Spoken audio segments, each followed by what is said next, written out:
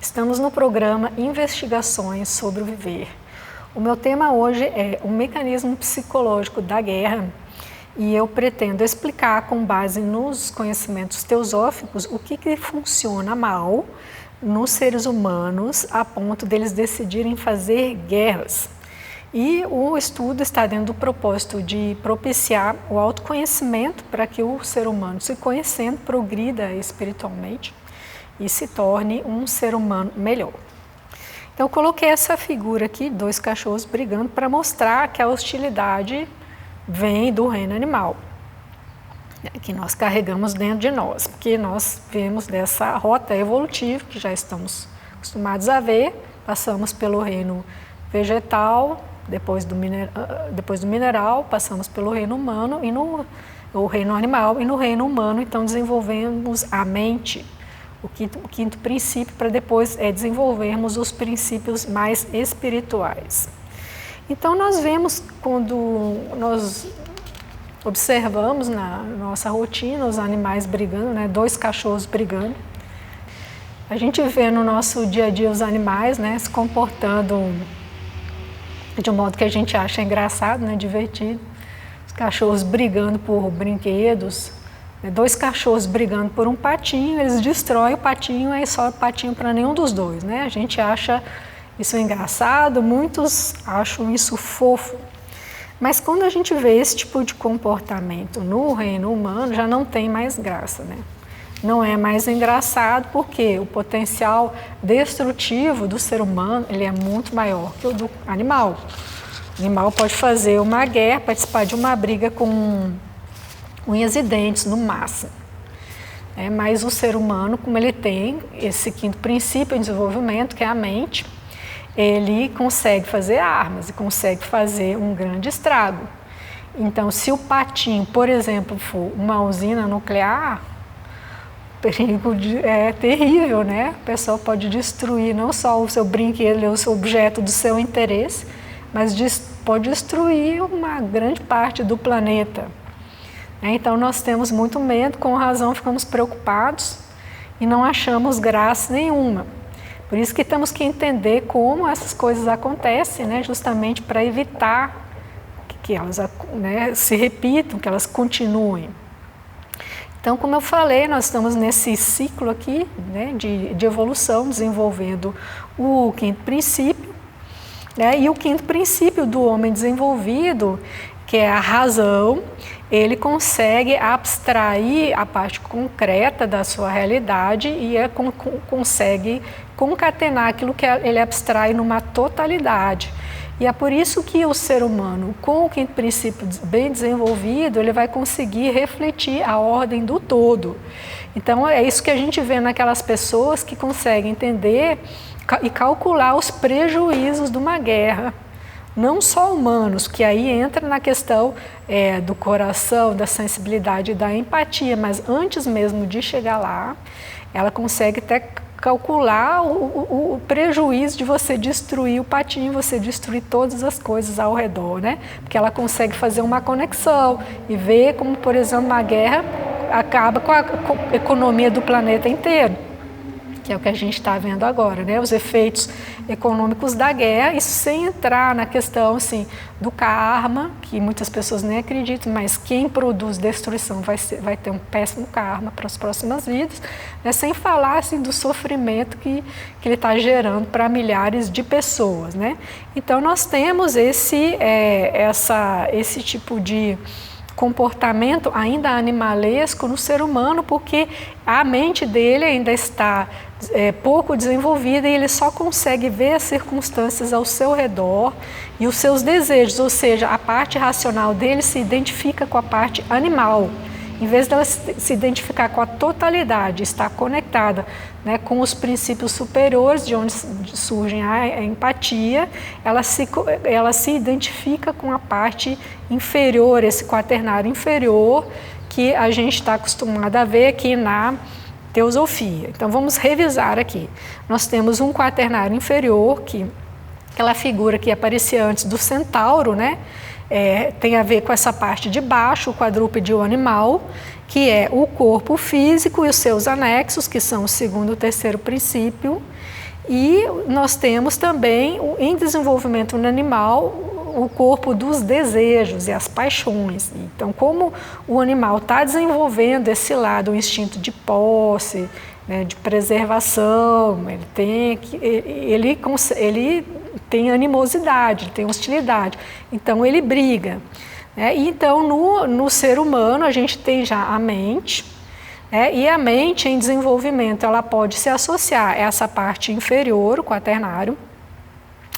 Então, ela vai incrementar esse quaternário, ela vai fazer armas para não brigar só com unhas e dentes, ou então ela vai estar mais desenvolvida e ela vai conseguir refletir a unidade, ela vai conseguir entender, por exemplo, que a guerra é péssimo negócio para todo mundo. Então, ela não vai querer fazer guerra e vai estar conectada, então, com o seu coração espiritual.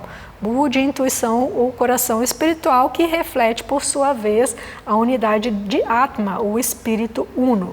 Então, nós estamos aqui num homem que tentando entender a cabeça, a psicologia desse ser humano que ainda, né, tem interesse em fazer guerras. E aí eu estou me referindo a todos, as pessoas, né? A gente sabe que tem uma guerra agora, mas a reflexão se refere a todos os casos, né? Inclusive sabendo que, lembrando que, como diz o ditado, quando um não quer, dois não brigam, né? Para você ter uma guerra tem que ter duas partes querendo guerrear, né? Ou duas ou mais. Então, esse processo todo de conflitos, ele está fundamentado numa maneira, né, do ser humano reagir, né, na psicologia humana. Então, a gente vai rever aqui a questão do condicionamento da mente, né? Nós estamos dentro do referencial teosófico, que contempla a filosofia do yoga. Então, essa parte no yoga é bastante resumida, bastante clara, que o ser humano é condicionado. E a gente vê isso já nos primeiros sutras, dos Yoga Sutras de Patanjali, quando ele diz no Sutra 2 da seção 1, ele dá o conceito de yoga. Yoga é a dissolução dos centros de reação da mente. Ele está dizendo que nós somos seres condicionados, nós temos centros reativos. Então, eu coloquei aqui nesse meu slide um cérebro e um cachorro sendo adestrado. Então, esses centros reativos, eles já estão se formando no reino animal, né? Você vê aqui, o homem está treinando o cachorro a obedecer, ele ganha, né, um petisco se ele faz o truque que está sendo ensinado. E então esses centros de reação, eles são, na verdade, formações no cérebro. Então, a gente sabe na teosofia que existe uma parte que é a mente, que é independente do cérebro, que depois vai sobreviver à morte física, mas isso se manifesta no cérebro. E o cérebro, então, como a gente sabe, ele forma redes de sinapses, que são como circuitos neurais, né? Ou se pode comparar com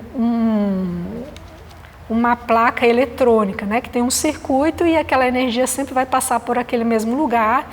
E a gente pode comparar também com uma estradinha criada pela chuva, né? Quando você vê a água cai e passa sempre por aquele mesmo lugar, vai abrindo uma estradinha e ela sempre passa por ali. Então, isso é um condicionamento mental e também cerebral, né, que leva as pessoas a agirem de uma maneira automática. Então, todos nós temos centros de reações na mente, somos seres condicionados e por isso que temos assim, a dificuldade de lidar com os nossos comportamentos, porque o cérebro já está acostumado a seguir aquele caminho.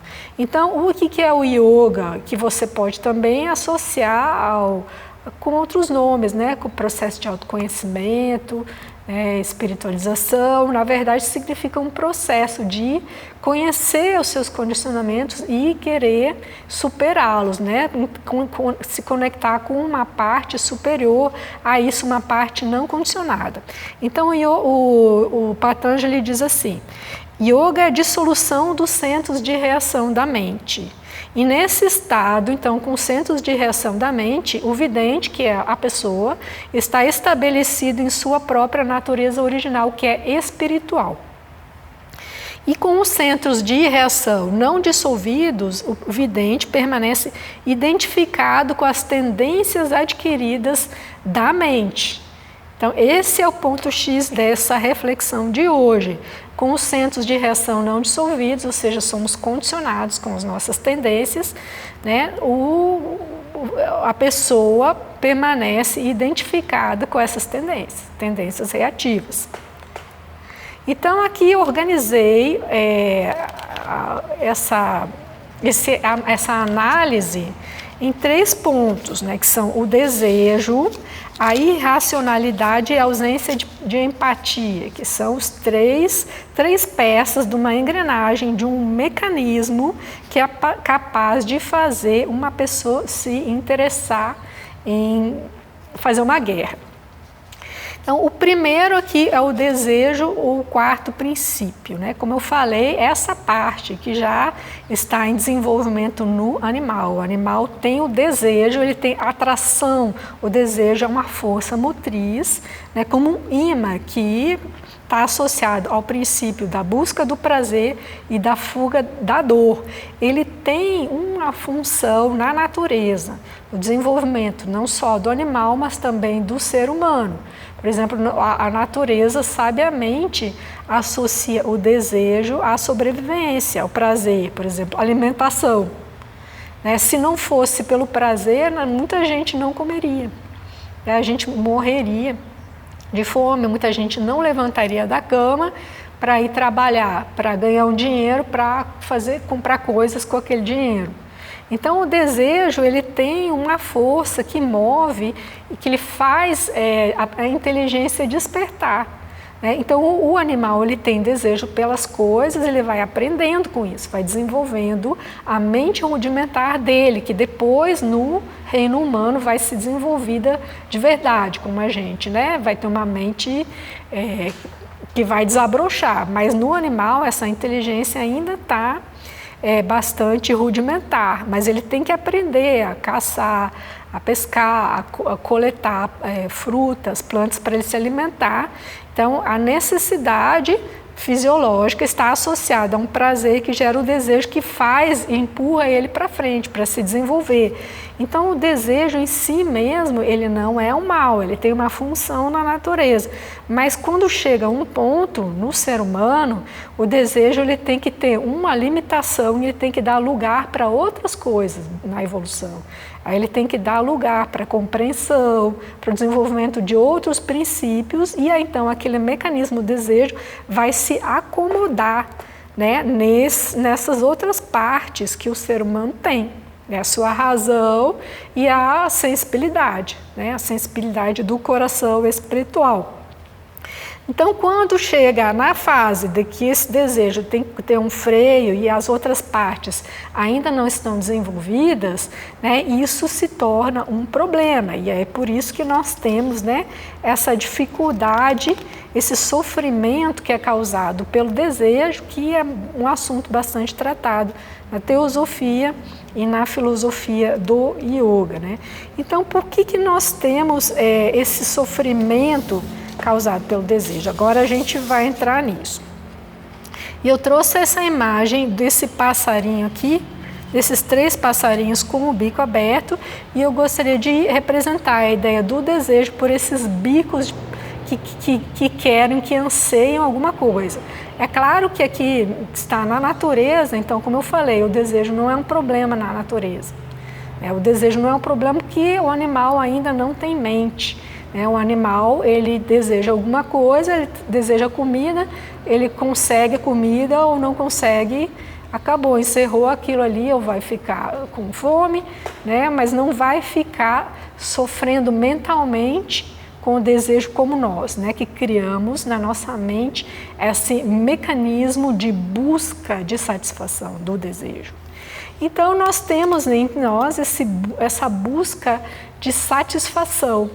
E a gente consegue observar, e é tratado também na filosofia do yoga, que o desejo ele é uma causa de sofrimento, porque enquanto a pessoa está desejando uma coisa, ela está num estado de aflição, de busca, ela não está satisfeita.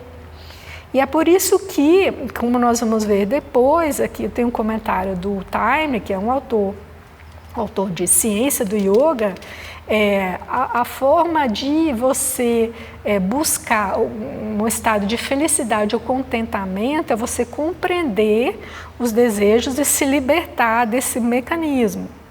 Entende? Então, quando nós temos, vou dar um exemplo para mostrar como o desejo traz insatisfação e impede uma vida de contentamento.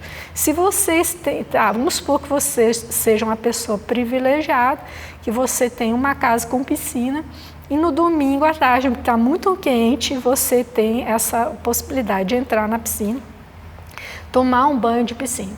Mas você meio que já está entediado daquela piscina e você então gostaria de ter na praia, né? A piscina é muito pouco, gostaria de estar na praia. Então o que vai acontecer? Se você mora numa cidade onde não tem praia, você vai entrar dentro da piscina, mas você não vai estar na piscina. Então você não vai estar nem na piscina e nem na praia, porque a praia está em outra cidade. Então você é nem, como se diz hoje em dia, né, na gíria. Você não tem nenhuma coisa nem outra, você tem o quê? Frustração, insatisfação. Então esse é o mecanismo psicológico do desejo que gera o sofrimento, porque ele tem a capacidade de nos frustrar uma vez que ele nos fecha a possibilidade de ter contentamento, satisfação naquilo que nós temos no aqui e no agora. Né? E a maioria de vocês já entende muito bem esse assunto de viver aqui e agora, né? E a gente já sabe que só é possível ser feliz no aqui e no agora, porque o futuro é uma representação mental, o passado é uma memória. Então a pessoa que está sempre cheia de desejos, sempre com esse bico aberto, apontando para um outro lugar, que é o lugar onde ela não está, com a coisa que ela não está, ela vai estar sempre infeliz, frustrada e insatisfeita. Então, você vê até que muitas pessoas que são ricas, que têm muito dinheiro, que têm muitas coisas, às vezes são infelizes, mais infelizes do que pessoas que têm menos posses, né? Porque elas já estão acostumadas a ter o poder de satisfazerem os seus desejos, porque elas têm dinheiro, têm condições de adquirir e conseguir coisas, então elas já estão com o cérebro treinado a ter desejos e conseguir, porque uma vez que você satisfez um desejo, ele morreu, então aquela vibração, assim, daquela satisfação já passou. Então a pessoa tem que ter um outro desejo para buscar uma outra coisa, isso vira um vício. E chega num ponto, então, que a pessoa vai estar tão viciada em buscar coisas que ela vai estar muito infeliz, muito insatisfeita, porque a mente dela vai estar sempre numa outra coisa, sempre como esse bico de passarinho, apontando para um outro lugar e para uma outra coisa. Isso explica também porque essas pessoas que fazem muito sucesso, às vezes se envolvem com drogas, porque elas estão acostumadas a terem conquistas, só que depois aquilo vira rotina e ela precisa então de uma outra coisa, assim, de uma outra novidade, e chega uma hora que não tem mais. Daí a pessoa chega num ponto que começa a se envolver com drogas e aí acaba a carreira, daqui a pouco morre de overdose, né? Então esse é o mecanismo do desejo. Vocês veem que na natureza em si mesmo ele não é um mal, mas ele se torna um mal quando existe uma distorção, quando ele começa a preencher um espaço que é maior que aquilo que a natureza projetou, porque ele ainda não desenvolveu outras coisas relacionadas à razão e à espiritualidade, e a pessoa então fica presa naquele mecanismo e naquele sofrimento.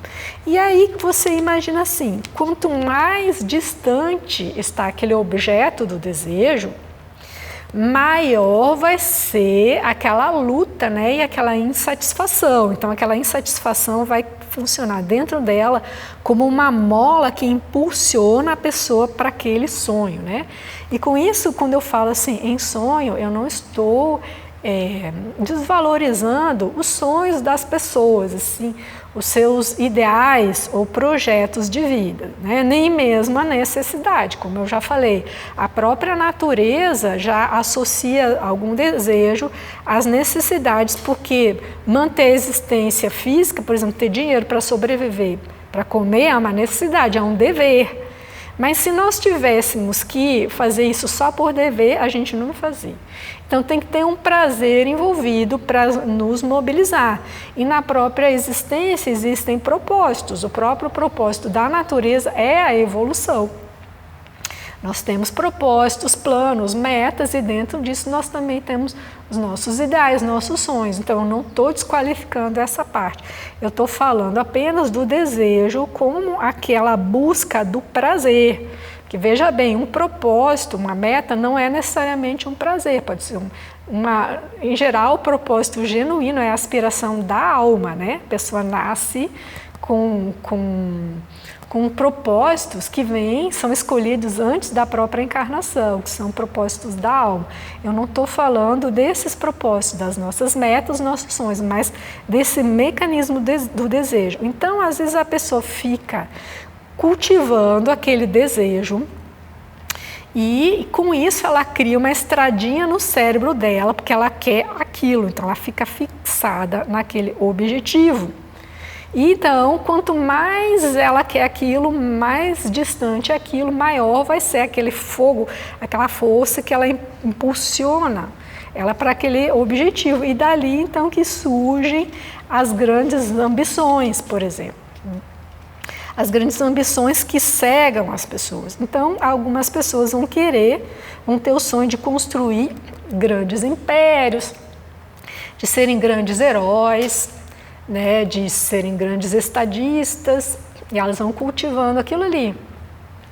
E esse desejo, esse fogo desse desejo, ele vai ofuscando a razão.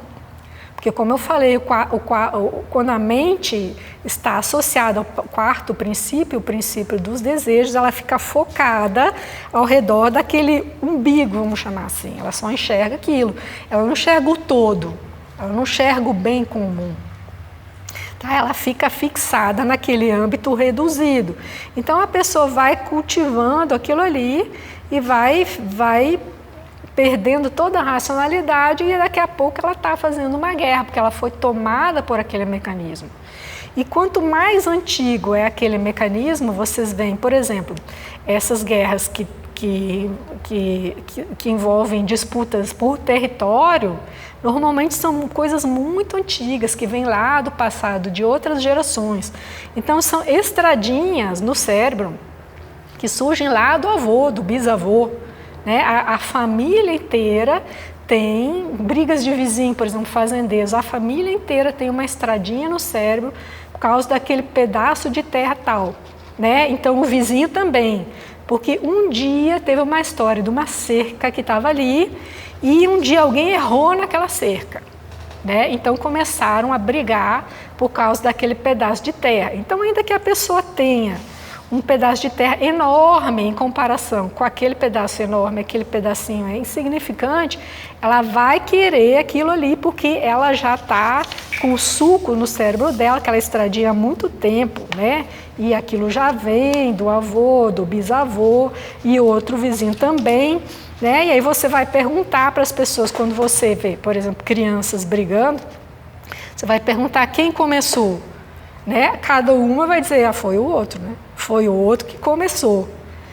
Mas aquilo ali do quem começou já está dentro de uma cegueira, dentro de uma irracionalidade. Ainda que você descubra quem começou, aquilo ali já perdeu completamente a noção, né, de lucro e prejuízo, e às vezes as pessoas então estão dispostas a perderem 99 mil moedas por aquele pedacinho de terra que vale 1.000 moedas. Então quer dizer o quê? Que esse desejo cresceu tanto que deixou a razão cega.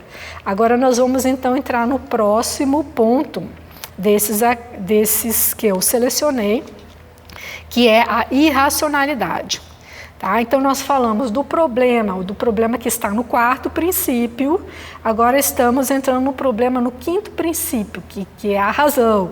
Então, por isso que eu falei, um mecanismo onde esses vários princípios ou várias partes do ser humano estão interligados. A irracionalidade, o quinto princípio. Aí eu trouxe o conceito aqui de irracionalidade dos Yoga Sutras de Patanjali, do Sutra 8 da seção 1. E Patanjali diz, na tradução de Rohit Mehta, que quando os fatos são cobertos com as superimposições da mente, o funcionamento da irracionalidade é visto. Então, o que é irracional? É quando a pessoa já não enxerga mais a realidade. Ela já não enxerga aquilo que está ali, ela não se dá conta da realidade, não consegue perceber a relação de causa e efeito, ela não consegue calcular os prejuízos, as consequências daquilo ali. Isso é o estado irracional. Então, por que os fatos são cobertos com as superimposições da mente? Porque aquele desejo foi fermentando ali e a pessoa fica cega com aquilo, ela não consegue mais enxergar a realidade. Aquele desejo, o quarto princípio, ele se sobrepõe, ele entra no cérebro dela, fica ali e se sobrepõe à realidade.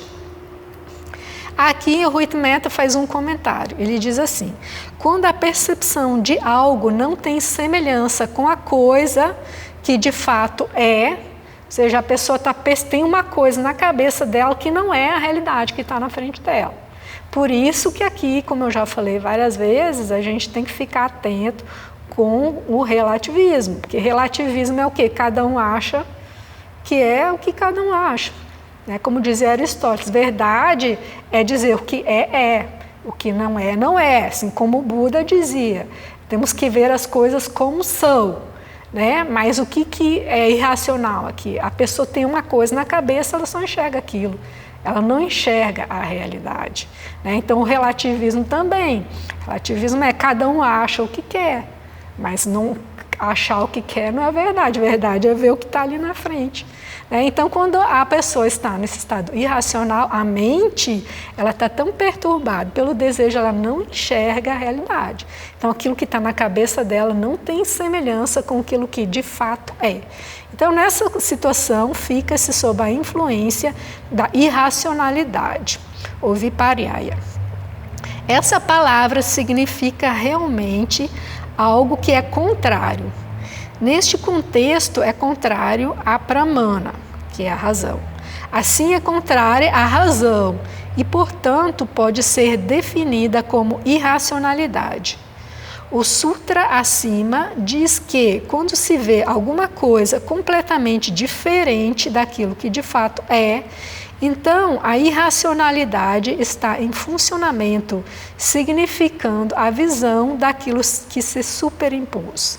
Confundir o projetado com o verdadeiro é uma condição desprovida de razão. Então, todas essas as situações que envolvem uma quantidade grande de paixões, elas normalmente elas só são compreendidas ou conhecidas depois que passa um tempo. Aí os historiadores vão lá tentar reconstruir o que aconteceu. Aí, por um lado, existe assim, uma perda daquela capacidade de testemunhar o fato, porque já passou um tempo, a pessoa não está mais lá. Ela vai ter que recorrer a provas, indiretas, deixadas pelos outros, documentos, fotos, vídeos. Mas quando a pessoa está dentro da situação, também é difícil ver, principalmente quando existem essas paixões envolvidas, porque nós temos os fatos na nossa frente, mas nós não conseguimos enxergar os fatos porque a nossa mente está aquecida por essas emoções. Então a gente vê isso em N situações, não só na guerra, como por exemplo na pandemia, por causa da interferência das ideologias políticas, a questão da biologia, que é dos vírus. Então muitas pessoas não quiseram reconhecer a existência da pandemia, ou necessidade das medidas de precaução, porque existe aquele mecanismo inflamado de emoções que foram jogadas junto sobre aquele assunto, que mexeram com as paixões das pessoas, né? Com os desejos, os interesses. Mas então, depois que passa um tempo, cada um vai saber exatamente o que aconteceu e o que fez, né? Então, em relação à guerra, é a mesma coisa. Então, a gente, por exemplo, quem está de fora, tem mais clareza para ver a violência, né, que ocorre. Agora, quem está dentro, envolvido, vai querer justificar, vai querer negar, né? Isso é o quê? A irracionalidade, tá? Então, junto com a irracionalidade, temos também a fantasia, que Patanjali descreve num outro sutra, no Sutra 1.9. A fantasia é a imagem evocada pelo estímulo de palavras sem qualquer realidade por trás de si. De novo, não tem realidade. Só que a diferença é que antes ele chamava assim, irracional, porque não tem razão, que vai se referir à capacidade da pessoa de raciocinar a partir daquilo ali, de entender. Então, aqui ele especifica uma outra atividade mental, que é a fantasia, a imaginação.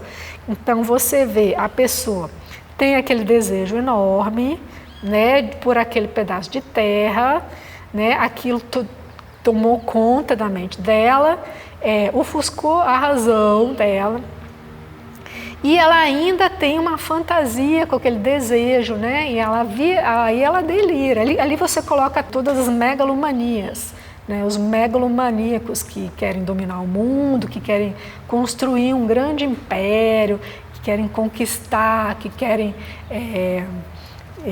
criar uma grande economia para si mesmos, né? E aí você coloca então todos esses delírios, essas viagens, como a gente fala, e dentro dessa parte tão racional, desse mecanismo desejo, você coloca então todas as falsidades, né? Que são as ilusões construídas pelas fantasias, né?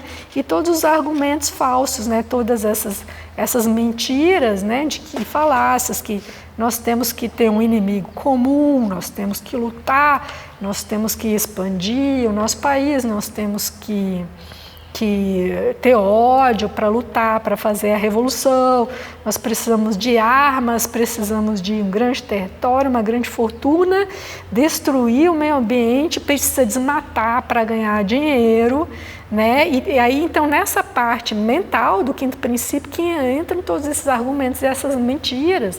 Aí vocês veem que é uma combinação de coisas. Tem a parte do desejo, mas tem a parte da mente, a parte do raciocínio. E uma interfere na outra. E é por isso, então, que, como eu já falei, né, a gente não pode ficar perpetuando essa moda do relativismo, porque se você diz assim, não, cada um tem liberdade de achar o que quer, né? Isso já é confundido com liberdade e muitas pessoas confundem com democracia, que não tem nada a ver, né? Cada um faz o que quer, mas se você diz assim, não, bacana é cada um fazer o que quer. Aqueles que vão querer desmatar e destruir o meio ambiente, eles não precisam de muita gente, né? Uma meia dúzia, uma parte já consegue destruir bem, né? E aí acaba com o planeta. A gente já vê que a gente está pagando o preço, né, do desequilíbrio ambiental. E aí, se todo mundo faz o que quiser, todo mundo vai morrer depois, né? Mesma coisa com as guerras, né? Já está causando prejuízo para todo mundo, só você deixar que quem quiser fazer, faça, né? Então, você vê que o relativismo não é um bom caminho. Então, tudo isso aí faz parte da irracionalidade, a parte do quinto princípio. Então, agora vamos para o terceiro ponto que eu coloquei aqui como a causa, né, como uma parte desse mecanismo aí que leva uma pessoa a fazer uma guerra. Aí é a ausência de empatia ou problema do sexto princípio. Esse assunto eu desenvolvi um pouco melhor na minha palestra sobre a matéria e o mal, que eu recomendo que você assista antes para facilitar esse entendimento. Mas então, para colocar aqui de maneira resumida, né, uma breve revisão, nós temos então esse sexto princípio, que é o coração, uma espécie de coração espiritual, que ele está além da mente. E é de um princípio de onde vem a empatia, né? Então, nós temos embaixo as paixões, no meio a mente, que pode se associar tanto com a parte de baixo, as paixões, e ela pode se associar com a parte de cima, que é essa parte mais espiritual, que a próxima é Budi, então, esse sexto princípio. E dali vem a empatia, o amor verdadeiro e a compaixão, e é dali que sai a dor que a gente sente quando a gente faz alguma coisa errada e a gente sente remorso, né? Então, a pessoa que já rompeu essa conexão, como eu expliquei na outra palestra, ela já destruiu o seu antakarana, ela é incapaz de sentir remorso e empatia, ela não tem sensibilidade. Então, vê com uma pessoa normal que vê, por exemplo, pessoas sendo bombardeadas, né, tendo que fugir do seu país, crianças pequenas, mulheres acabando de ter bebê, né, e já falou tudo, né? Você já sentiu a empatia, você já entendeu que aquilo ali é altamente maléfico. Mas, então, aquele que tem o seu antakarana bloqueado, destruído, né? Ele não vai ter essa sensibilidade. Principalmente quando ele tiver tomado pela irracionalidade, quando ele vai quando a razão não reconhecer aqueles fatos, né? Porque a gente precisa reconhecer os fatos e para sentir aquela dor no coração, né? Se você não vê aquele sofrimento acontecendo, você não sente, ou você não sabe que ele existe. Então você precisa ver. Então você não pode negar, você tem que, né, reconhecer a realidade para o seu coração poder sentir. Então é uma conexão, antakarana, o quinto, a mente, com o sexto, né? Esse coração espiritual. Então, quando essa imagem, esse conhecimento dos fatos chega ao coração, então a pessoa sente aquela empatia, né? Ou sente aquele remorso e imediatamente aquele sentimento é como se fosse um comando para ela. Isso é mal, eu não vou fazer isso. Então, a mente decodifica isso, né? E aí toma isso como uma espécie de comando ou prescrição, de não fazer, de não cometer aquele mal. Então, nós temos esse mecanismo de 3 partes, né, que estão mal formadas, né, estão funcionando mal.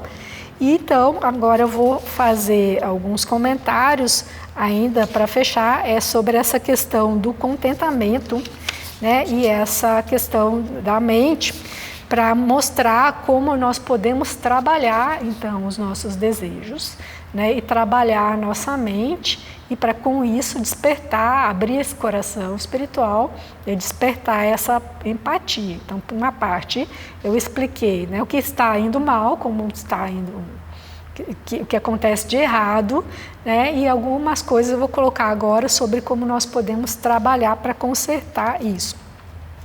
Então, eu trouxe aqui um pequeno comentário do Taimni sobre o Sutra 42 da seção 2, no qual ele fala sobre o contentamento e que abrange essa questão do desejo.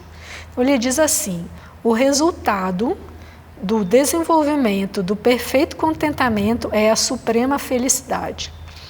Isso é muito natural. A principal causa de nossa constante infelicidade é a perpétua conturbação da mente causada por todo o tipo de desejos. Como eu falei antes, né? A pessoa está sempre insatisfeita e frustrada porque está cheia de desejos, ela nunca vai estar aberta e plena ali para nenhum tipo de contentamento e satisfação. Quando um determinado desejo é satisfeito, há uma sensação temporária desta infelicidade que, por comparação, sentimos como felicidade. Então, olha só, o que a gente normalmente acha? O que é estar feliz quando eu consigo uma coisa, quando eu faço uma compra, né? Por comparação, porque a gente conhece esse mal-estar causado por essa inquietação, que é essa busca do desejo, aquele passarinho de bico aberto, né? Ele está ali agitado, de sofrimento. Então, quando a gente satisfaz aquele desejo, por um tempo, aquele passarinho se acalma. E aí, então, a gente chama isso de felicidade. Mas ele diz, mas outros desejos latentes logo se afirmam e mais uma vez voltamos àquela condição normal de infelicidade. Por vezes nos sentimos completamente sem desejos. Essa sensação é ilusória. A ausência de desejo na mente consciente a qualquer momento não significa necessariamente que nos tenhamos tornado sem desejos. Inúmeros desejos, alguns deles muito fortes, podem estar ocultos em nossa mente subconsciente. Isso é super importante, né? Porque se você vai perguntar, às vezes, para a pessoa assim, você está fazendo uma guerra porque você quer ser um grande, né, guerreiro, você quer ter um grande império, a pessoa vai dizer, não é isso, ela vai dar uma outra justificação, ela vai dar um argumento. Mas ele está dizendo aqui, como todo mundo sabe, nós temos os nossos desejos inconscientes. Então, todo esse trabalho, né, de lidar com o desejo, ele envolve um trabalho bastante de cavar profundamente, né, de cavar, alcançar os recônditos da nossa alma, né, as profundezas, os lados escuros, né, aquilo que a gente não admite, aquilo que a gente não conhece. Porque nós podemos, para a nossa cabeça, nós não temos aqueles desejos, mas lá atrás, no sótão, no porão, aqueles desejos estão lá. Então, nesse trabalho de autoconhecimento, nesse trabalho do yoga, esse trabalho de desconstrução desses centros de reação da mente, porque essa mente ela está reagindo em função das nossas demandas interiores, nossos desejos, né? Ela está sempre reagindo. Ela associa as coisas que acontecem externamente e associa com os nossos conteúdos, né, mais guardados. Então, estamos sempre nessa inquietação, nessa reatividade e muitas vezes temos comportamentos, né, que são motivados por desejos que nós não conhecemos ou muitas vezes nós não admitimos. Então, esse processo de autoconhecimento, de meditação, ele vem para abrir a nossa mente, colocar a luz em cima dele para a gente poder conhecer esses desejos. Aí nós compreendemos a natureza humana, por isso que nós passamos a tratar do processo de autoconhecimento como um processo de conhecimento da humanidade. Porque quando nós olhamos para nós mesmos, para os nossos conteúdos que estão muito bem escondidos, nós vemos que são conteúdos, são desejos que não diferem, né, de muitos desejos que estão ali nas outras pessoas, né? Agora, o que vai mudar de uma pessoa para outra, qual é o grau de maturidade, que desenvolvimento que ela vai ter dos princípios superiores para ela poder lidar com esses desejos que a gente pode chamar de inferiores. Então é esse processo assim, de autoconhecimento, né, e de desenvolvimento que vai fazer a diferença entre um e outro, exatamente isso que a gente tem que promover, né, o processo de autoconhecimento dos desejos e de compreensão, de saber como lidar com eles. Então, esses, ele diz aqui, eles estão no nosso subconsciente e, em sua totalidade, produzem uma generalizada sensação de descontentamento, mesmo quando nenhum desejo forte está presente na mente consciente. Então, ele está dizendo que nós somos descontentes na vida porque nós temos uma pilha de desejos que estão lá no nosso porãozinho, nosso armário, né? Muitos deles nós não conhecemos. Então, nós temos uma quantidade de desejos inconscientes que nos dão essa sensação de descontentamento que nós temos da vida. E nós precisamos, para cultivar esse contentamento, essa felicidade, né, que o Patanjali fala, nós precisamos, então, remover, limpar, né, a nossa mente desses desejos, dessas frustrações. E não se trata de uma repressão. Repressão é o quê? Isso aqui é proibido, pecaminoso. Eu não estou falando de contenção de impulsos, tá? Eu não estou falando assim que nós não temos que puxar o nosso freio de mão na hora de agir, isso sim. Né? Mas eu estou falando de repressão, ou seja, de esconder os nossos desejos. Quanto mais escondidos eles estiverem, mais nós estamos ali dependentes deles, sofrendo com eles. Então é como abrir a luz, a janela, né, de uma casa, de um porão, e ver tudo o que tem ali. Esse é o processo de autoconhecimento. E aos poucos, então, ir eliminando esses desejos que normalmente são frustrados, né? Eu disse, às vezes a gente chama uma pessoa assim, aquela pessoa infeliz, é frustrada, né? Mas todo mundo tem isso, né? Porque todo mundo tem descontentamento. Então, assim, a purificação dessa parte da mente, dos desejos, que vai nos possibilitar essa experiência que ele chama de superlativa felicidade, que resulta do contentamento. Ele diz assim, o verdadeiro e perfeito contentamento sucede à eliminação de nossos desejos pessoais que constituem a fonte da infelicidade. Olha só, isso é muito importante, né? Então a gente vê assim, um iluminado, né? Um sábio, ele é feliz. E a gente não entende, puxa, mas como ele é feliz se ele não tem desejos, né? Ele abriu mão disso, daquilo, a gente faz uma lista de coisas, né? Que a pessoa abriu mão de festinha, ou só de ter posses. Mas é justamente por isso que ele é feliz, não? Ele não é, né, exatamente o contrário daquilo que a gente pensa. Então ele diz também, pode-se objetar no sentido de que a ausência de infelicidade não significa necessariamente presença da felicidade, que é um estado positivo da mente. Há uma razão definida para que a suprema felicidade habite em uma mente definida e perfeitamente calma.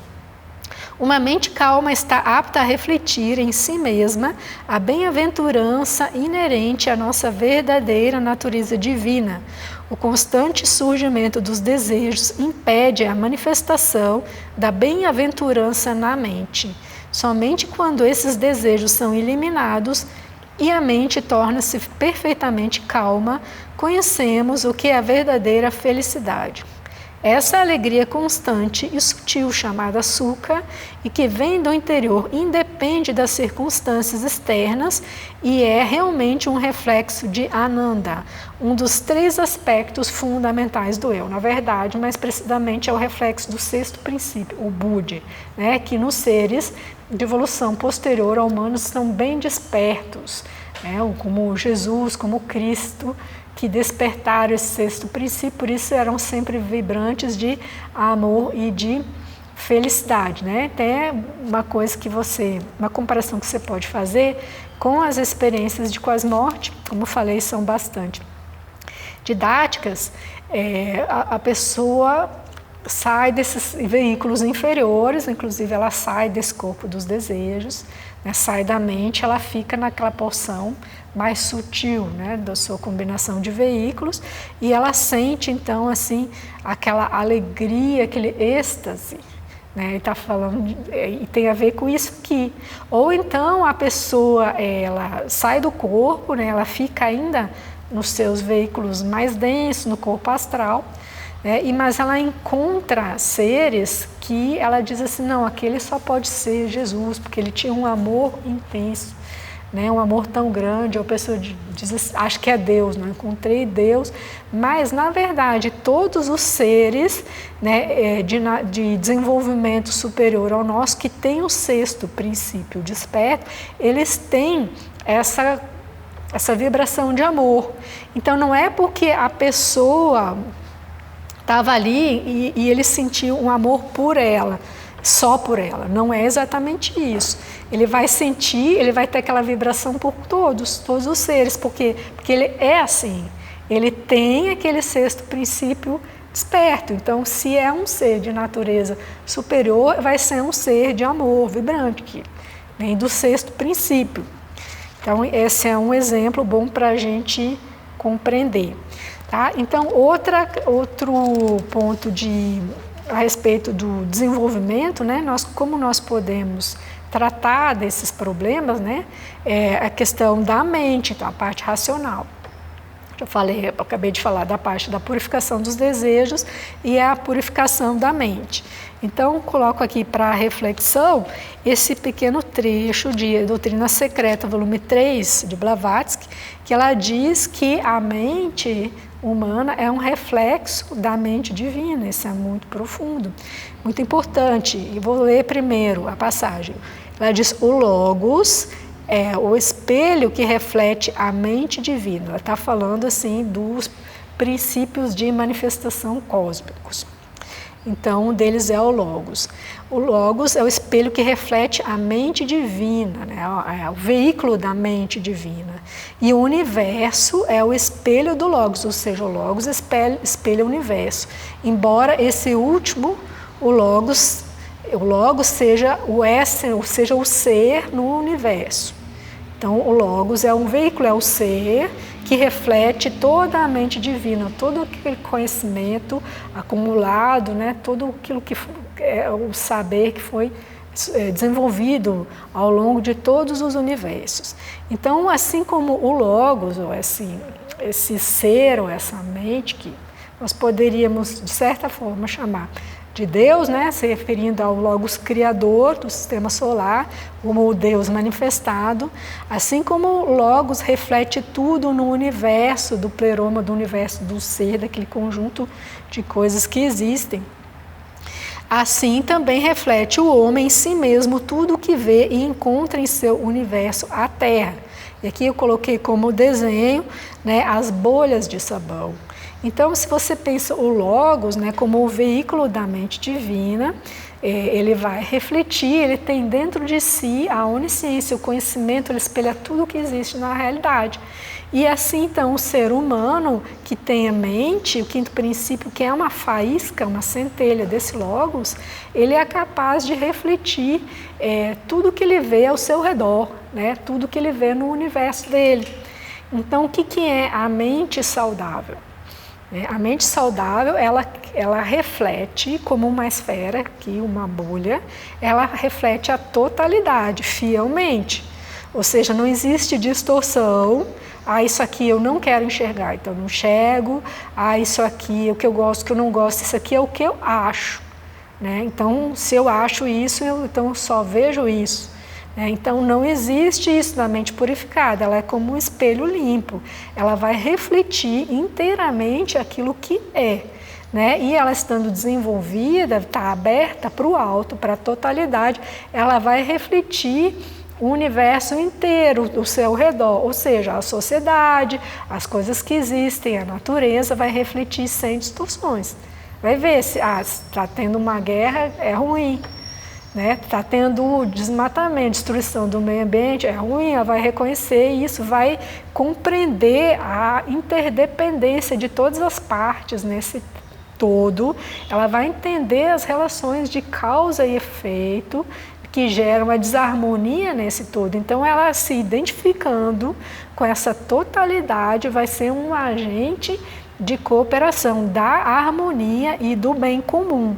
Então, estando harmonizadas essas duas partes, o quinto princípio, harmonizado e ele imperando sobre o quarto princípio, que tem aqui os seus limites acomodados nesse desenvolvimento dos outros, então vai possibilitar, esse ajuste vai possibilitar, vai criar um espaço, então, para aquele coração que estava poluído ali pelos maus hábitos, pelos maus desejos, e estava bloqueado pelo mau entendimento, pela alienação, vai então, essa parte estando saudável, vai permitir que esse coração espiritual, o sexto princípio, funcione, então tendo amor, compaixão e empatia. Tá? Então essa minha reflexão, essa minha contribuição, que eu ainda vou terminar com uma pequena sugestão. Eu tinha pensado em sugerir a respeito da guerra, que algum de vocês, quem tivesse tempo, promovesse ou participasse de uma campanha mundial que fosse pedindo o fim das guerras, né? Porque a gente sabe, a gente consegue ver como isso é destrutivo, como todo mundo está perdendo, a gente já consegue compreender como existem seres que a gente pode chamar assim, compassivamente de almas infantis, que não estão preparados, não têm condições para assumirem posições de comando, né? Que a pessoa que quer fazer guerra não tem condições. Então a gente tem que contribuir e participar mais, né, da nossa vida em comum, né, nossa vida coletiva. Então eu pensei em fazer essa sugestão, né, de uma iniciativa assim, uma campanha pela paz mundial, mas deixar junto com essa sugestão uma pergunta, né, como se fosse um combo, né, duas coisas. Como seria possível fazer uma campanha pela paz mundial? De que modo nós faríamos uma campanha assim? Será que nós faríamos uma campanha assim, escolhendo um inimigo comum contra o qual lutar, né? Nos motivarmos com hostilidade, né? Com pedras na mão, com mentiras, né? Com manipulações, com fake news? Será que uma campanha assim pela paz mundial funciona? Né? Então eu deixo, junto com essa sugestão, junto com essa reflexão, essa pergunta, né? Se é possível mudar o mundo sem primeiro mudar nós mesmos. Né? Se é possível fazer a paz no mundo sem sermos pacíficos, né? Então, eu espero que você se motive, se algum de vocês, né, fizer um trabalho desse, por favor, me avise para eu poder apoiar, né? A gente vai apoiar. Mas fica essa pergunta então. Muito obrigada e até a próxima.